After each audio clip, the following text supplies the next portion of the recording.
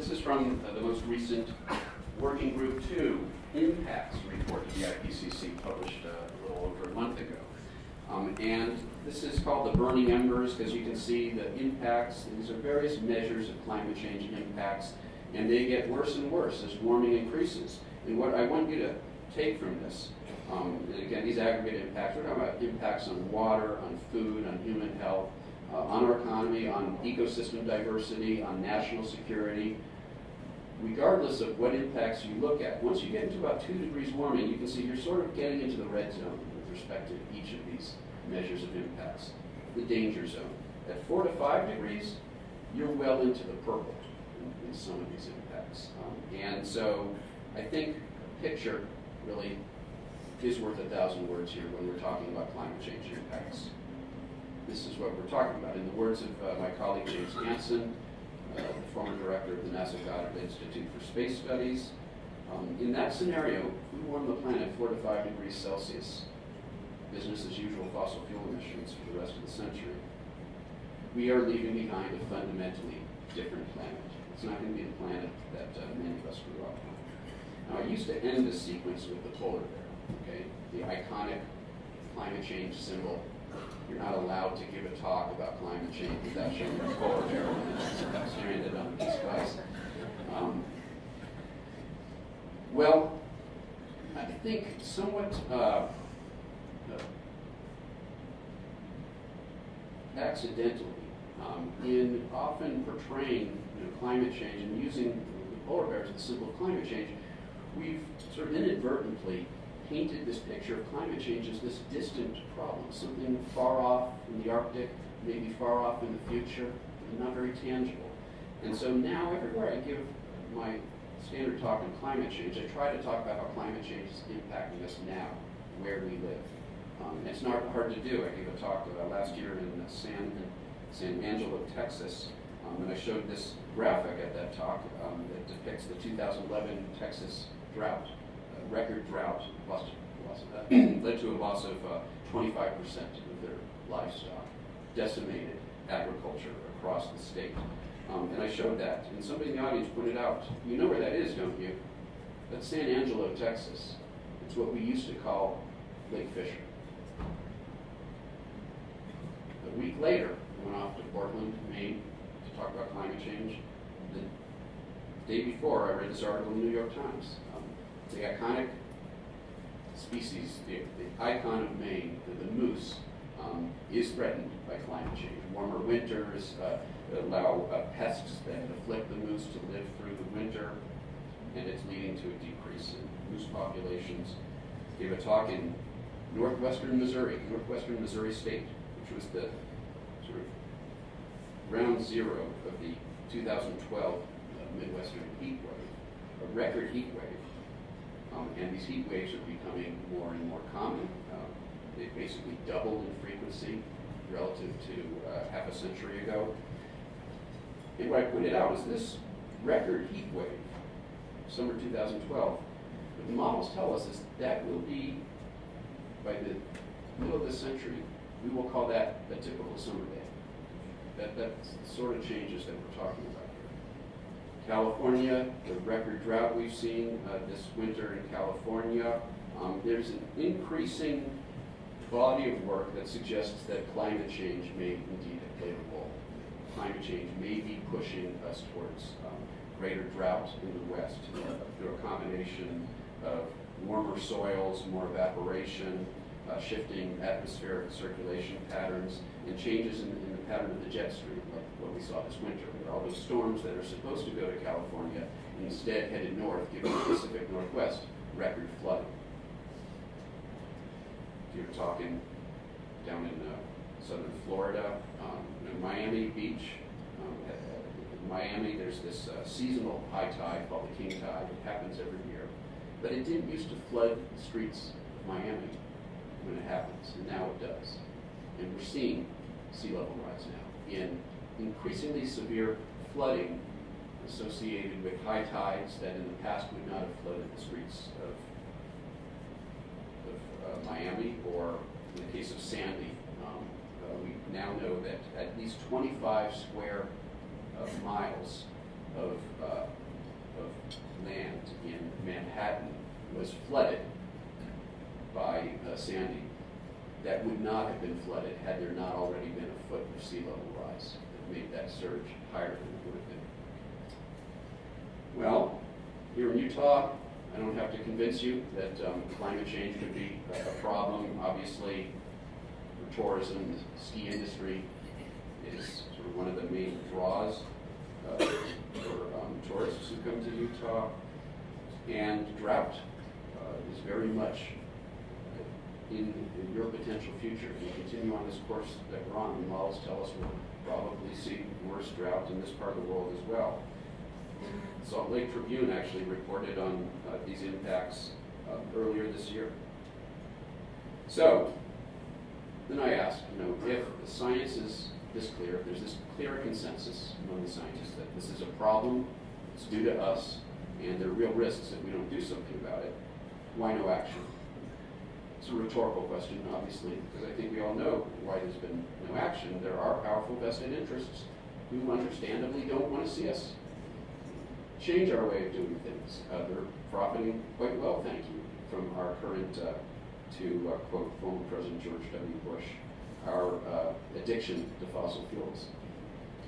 And in many cases, they've done everything they can to try to block efforts to transition away from our reliance on fossil fuels. Back in 2002, there's a document that was leaked.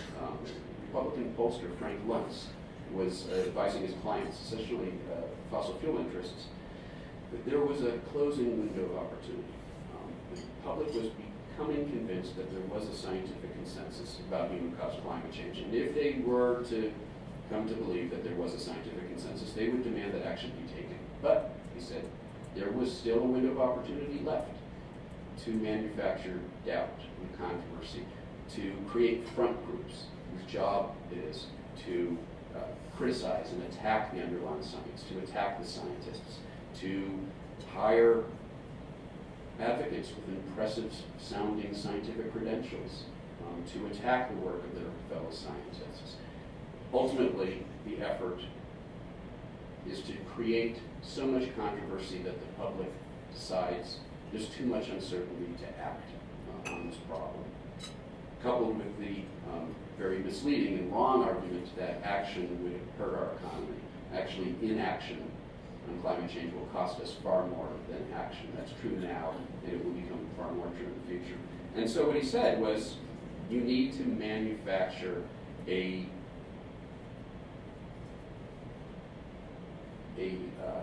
basically you need to engage in a campaign to sow doubt and controversy in the public mindset when it comes to the underlying scientific evidence for climate change. And that's what they've done.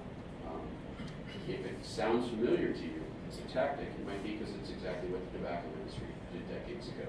In fact, this was a page right out of the tobacco playbook, and you might not be surprised to learn that some of the same actors, some of the same scientists with impressive sounding credentials who were working as advocates for the tobacco industry decades ago, denying the health impacts of their product, are today denying the health of the planet impact of a different product, fossil fuels, and the burning of fossil fuels.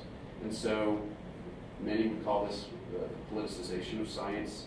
I call this the scientization of politics. I think it's something worse. It's more pernicious. It's the way that science is now used, or abused really, it's just another way of waging politics. And if you don't like the science, as concluded by the U.S. National Academy of Sciences, or the National Academies of all the major industrial nations, or all of the scientific societies in the U.S., more than 30 of them, the American Chemical Society, American Physical Society, American Meteorological Society, Geophysical Society, and so on, more than 30 other scientific societies, all of which are on record, climate change is real, it's caused by us, and it represents a threat if we don't do something about it. If you don't like those conclusions, there's a whole cable network available to you, which is perfectly happy to give you an alternative universe, an alternative set of facts. And so we have politicians like the senior senator of the hottest state ever, Oklahoma, as of summer 2011, became the hottest any state has ever been. And that summer, James Inhofe was continuing to proclaim climate change the single greatest hoax ever perpetrated on the American people. And he was all set to reaffirm that belief as the keynote speaker of the Heartland Institute Climate Conference that summer. The Heartland Institute, by the way, is a front group funded by fossil fuel interests, the Koch brothers and others, who were attacking the science of tobacco decades ago and today are working for the fossil fuel industry and attacking the science of climate change. They chose James Inhofe to be the keynote speaker that summer, and he accepted. Unfortunately, he had to cancel out last week. He got ill swimming in a lake back in some state.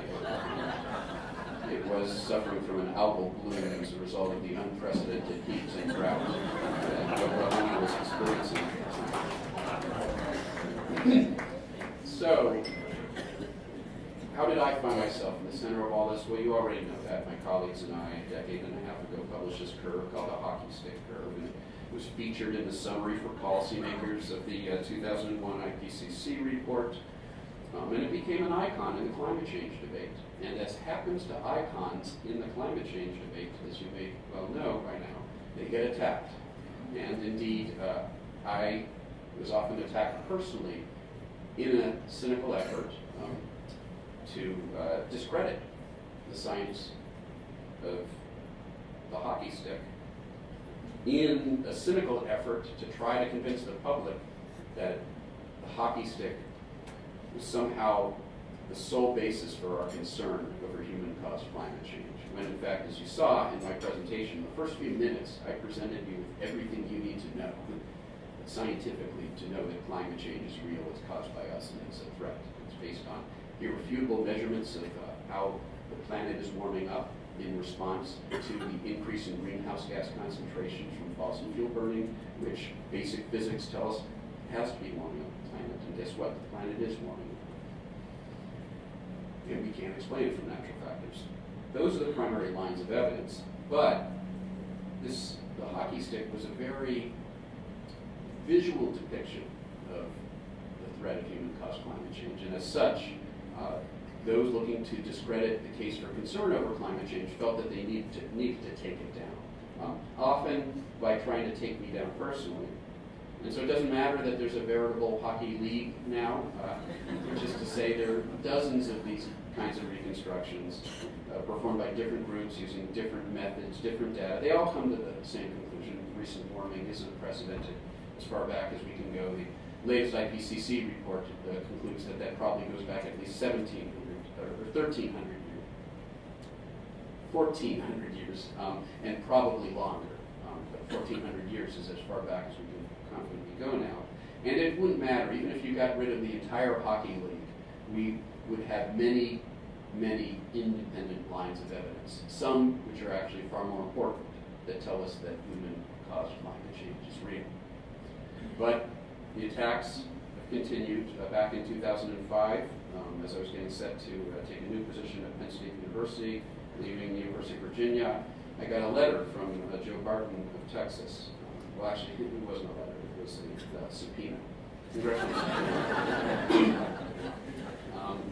He had read a critique of our work in that most austere of journals, the editorial pages of the Wall Street Journal, and felt that this was solid grounds for an open-ended fishing expedition, congressional subpoena, demanding all of my personal correspondences with dozens of other scientists, every scrap of paper, every back of the envelope calculation that I ever did during my scientific career, based on this criticism of our work that he claimed was the sole basis for concern about climate change.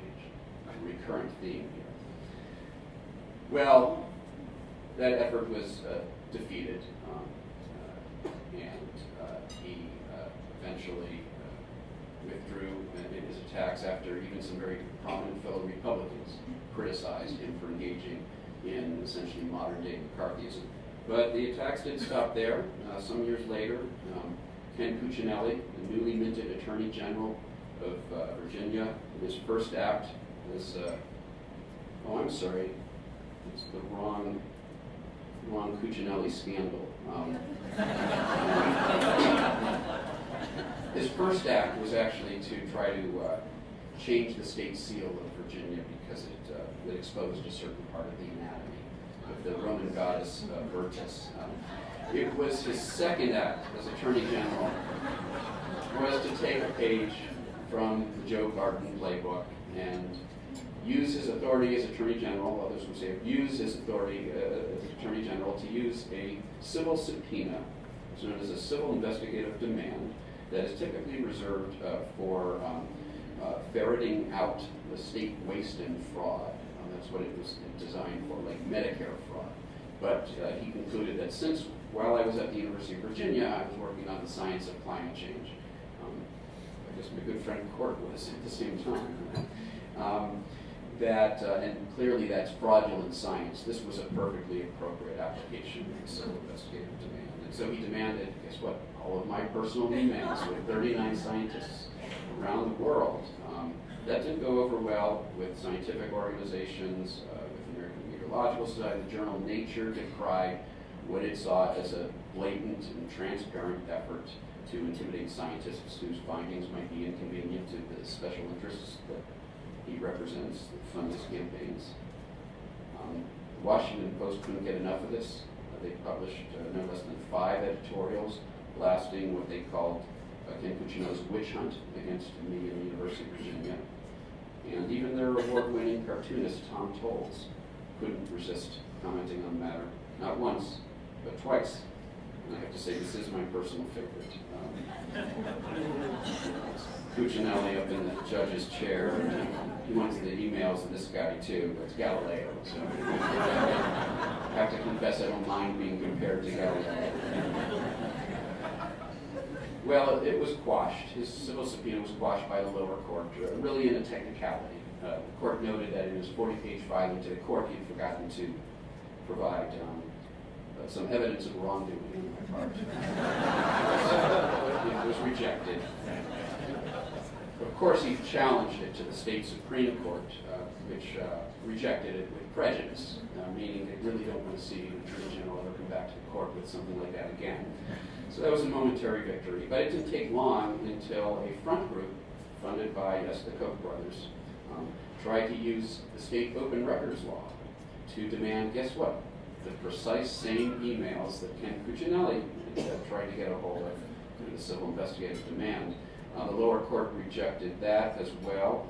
That was appealed to the state Supreme Court, which just ruled on this matter 2 weeks ago, finding that these organizations do not have the right to demand that professors at public universities turn over their personal emails so they can be combed through for things that might be cherry-picked and taken out of context to try to embarrass them. The court recognized what a threat to academic freedom and to open intellectual inquiry. The idea that a front group could target a professor working on an area of research they don't like, comb through all of his personal correspondences to look for something to embarrass him or her. They recognized that that was a threat. A conservative state Supreme Court rejected that case as well. Now, as you've already seen, so a number of the villains, as it were, in this tale were prominent Republicans, but what you might not fully appreciate is the biggest hero in the story was actually a Republican. The biggest hero was also a Republican. It was Sherwood Bullard, the former chair of the House Science Committee, was one of the first people to stand up to Joe Barton back in 2005 when he came after us. And Bullard called out his fellow Republican, Joe Barton, in very harsh terms, stopping just short, as I said before, of calling him, accusing him of engaging in Robert Day McCarthyism.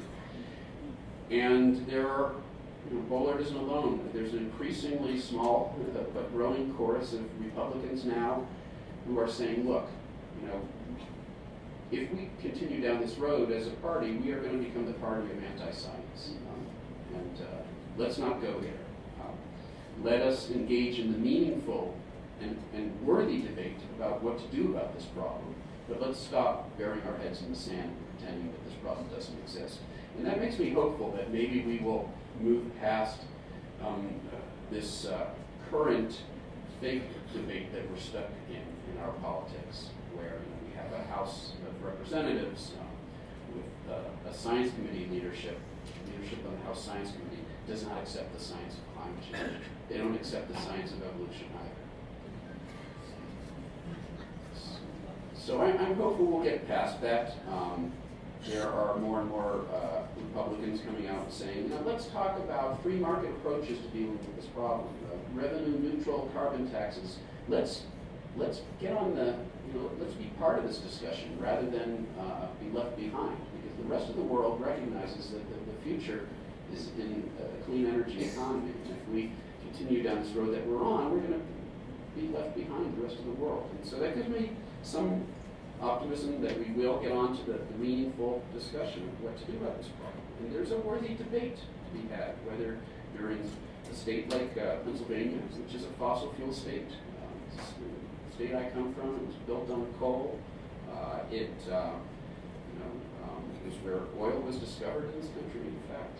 And we are currently wrestling with the issue of natural gas and fracking, as many states are. We need to have that debate. We know that we need to transition away from fossil fuels, and it may take a couple of decades to do that. In the meantime, how do we meet our energy demand in a way that doesn't mortgage the health of this planet? There's a worthy debate to be had about that, and let's have that debate rather than this fake debate about whether climate change is real or whether it represents a threat. Finally, let me leave this on a personal note.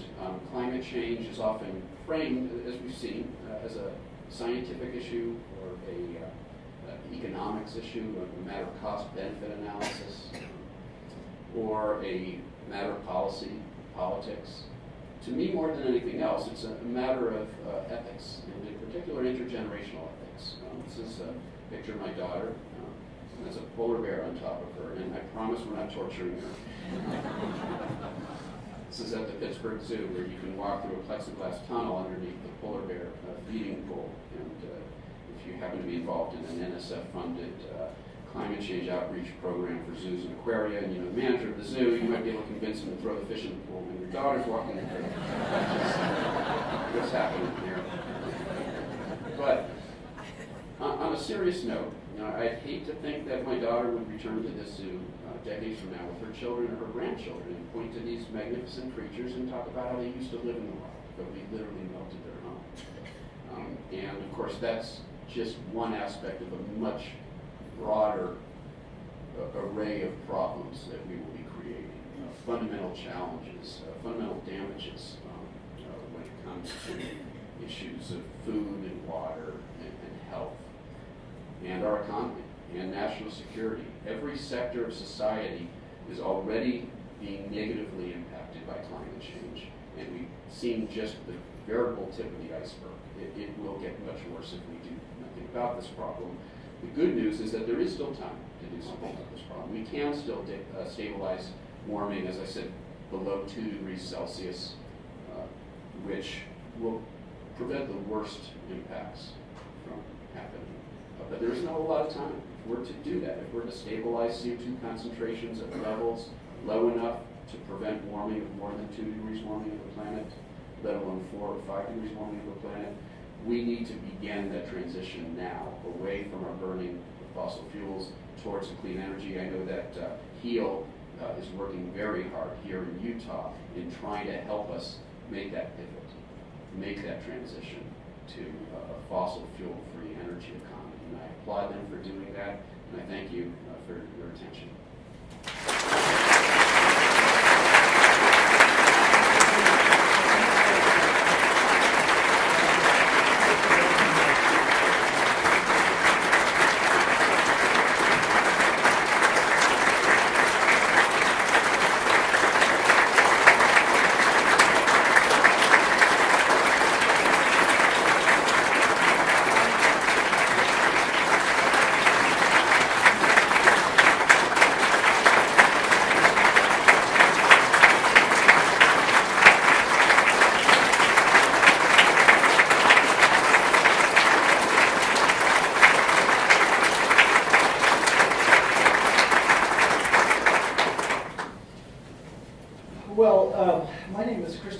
Thomas. I'm the Executive Director of HEAL Utah. We're so glad to have you with us today, and we are just so grateful for Dr. Mann's science and his courage and his very, very clear message to us. And it's a message that we absolutely must hear.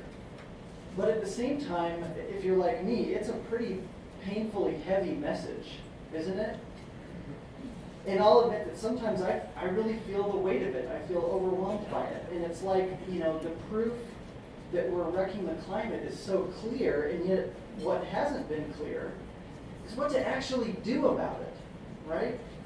And so having all this painful truth but not knowing what to do with it and how to channel it can be a really terrible feeling. Well, I'm happy to report to you this morning that I am beginning to feel a real change. Some rays of hope, and those rays are illuminating a path forward. And I'd like to share that path with you and then ask you to join HEAL Utah on that path.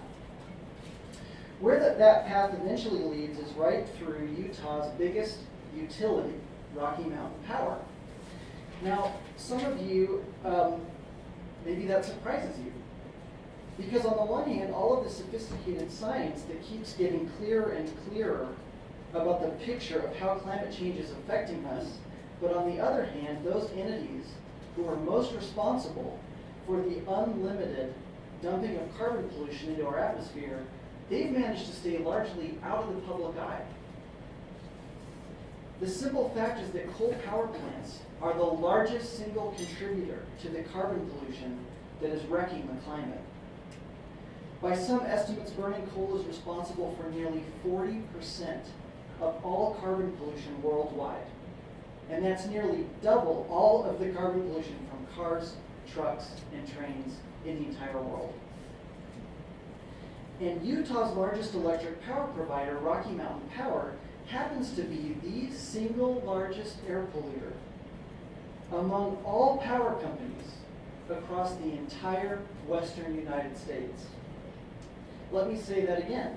We here along the Wasatch Front, you and I, we are customers at the heart of the largest coal fleet in the West.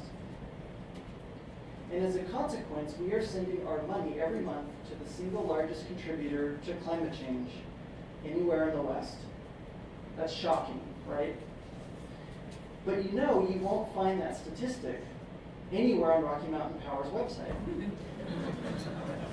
You won't even find it in your Blue Sky brochure. And it doesn't appear anywhere in Rocky Mountain Power's voluminous 10-year energy plan. Well, unfortunately, you know what else doesn't appear anywhere in Rocky Mountain Power's 10-year energy plan? Not a single new large-scale renewable energy resource. And if you can believe it, the share of renewable energy in our energy mix will actually go down over the next 10 years if Rocky Mountain Power doesn't change course. So you might ask yourself, if Rocky Mountain Power isn't investing in the wind and solar energy that people actually want, could we bypass them? Could we make this investment ourselves? Well, we can, but if Rocky Mountain Power gets its way, the option to make our own clean energy is about to get way more expensive. Because Rocky Mountain Power is, as we speak, attempting to penalize rooftop solar owners with an additional monthly fee, even though these solar owners are making precisely the wise clean energy investment that our utility should be making, but isn't. And furthermore, if you are a locally sited company with a sustainability goal, like eBay, let's say, and you wanted to take advantage of recently passed legislation to build or buy your own solar farm or your own wind farm to power your operations, well, Rocky Mountain Power has a surprise for you, because it just proposed a slate of new fees and financial markups that will take what would have otherwise been totally affordable wind or solar power and put it totally out of reach economically.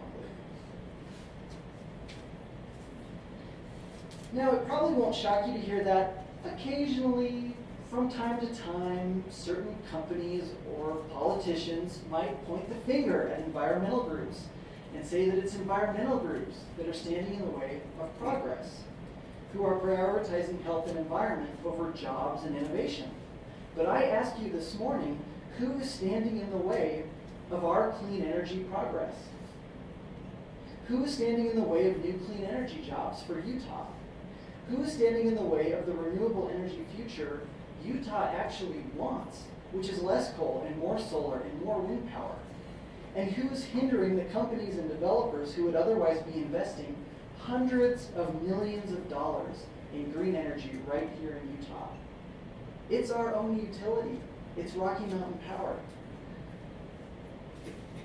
But here's the good news. Here's the trick. The Wasatch Front, it turns out, has a critically important role to play in this whole situation. Because we here in this room are one of the most important customer centers in all of Rocky Mountain Power's service territory, which actually spans 6 states across the West. And it turns out that when Utah customers speak, Rocky Mountain Power takes notice. To give just one example, Heal Utah supporters recently sent 600 emails directly to Rocky Mountain Power asking the utility to drop its proposed rooftop solar penalty. And we later found out that Rocky Mountain Power responded to every single person who contacted them. Now, utilities typically don't go to these lengths unless they are very nervous and concerned about where the conversation is headed. So, as I see it, our job, your job, is to be educated and vocal energy consumers and to demand more, to communicate in the clearest way what we as customers are asking for. So number one, we want an energy plan that doesn't wreck our climate. Number two, we want to see a plan that replaces coal power plants with energy efficiency and renewable energy. And number three, instead of obstructing the transition to renewable energy, we want to see Rocky Mountain Power be the leader that it could be in making this transition happen now. And we believe it can because here in the West, Rocky Mountain Power and its parent company Pacificor and its parent company Berkshire Hathaway Energy literally hold the keys to our energy and climate future. Now, HEAL is working to make this happen in lots of ways. We participate in what can be very obscure and technical regulatory hearings. We educate state leaders. We make sure to connect the dots between climate and Utah's future and the energy choices we're making today. And we're making sure that connection is heard loud and clear. In fact, just later this morning, HEAL will be doing a joint press conference with Dr. Mann, with Salt Lake City officials, and also with 2 local scientists that we're very pleased to have with us this morning, Professor Barry Bickmore from BYU and Professor Court Strong from the University of Utah.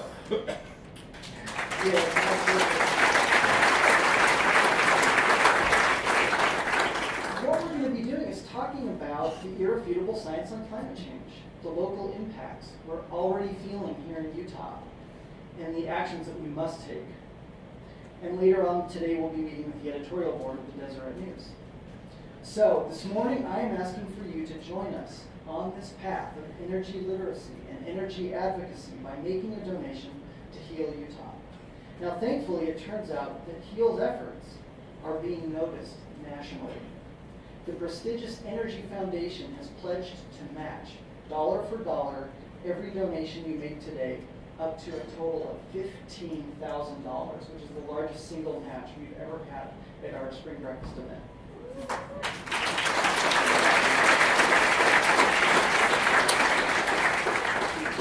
So your donation this morning will be doubled, and it will go directly to supporting HEAL's coal transition work. So I invite you to please look for the basket on your table, look for a pledge card in there, fill it out, and then seal it up in an envelope and leave it in the basket, or please leave it with Lindsay, who has a basket in the back of the room. And we accept cash, checks, credit cards, and a quick reminder that HEAL Utah, we're a 501c3 nonprofit organization, and so your donation to us this morning is fully tax deductible. Let me add just quickly that we will be very careful stewards of your investment in a healthier Utah. As an organization, HEAL Utah is incredibly thrifty. We have a budget of under $300,000, and that supports a staff of 5 incredible people and allows HEAL to do not just our climate, coal, and renewable energy work, but also supports our efforts to limit the nuclear waste coming into our state, to stop the proposed Green River nuclear reactors, to enact a permanent ban on nuclear weapons testing, and to fight for clean air.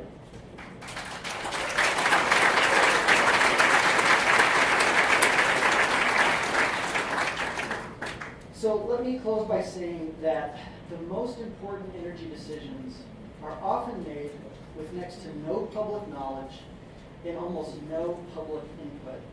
But your donation will help heal, educate, and activate, and drive the public conversation around these decisions. Together, I believe we can start on the path to Utah's and the West's renewable energy future today. So thank you again to Dr. Mann for being here with us this morning, and I want to thank each and every one of you for coming out to support Heal Utah. And finally, as just a final reminder, if you would like to buy a copy of Dr. Mann's book and even get it signed, please stop by this table here in the back of the room where Dr. Mann will be signing books. Thanks again for coming this morning.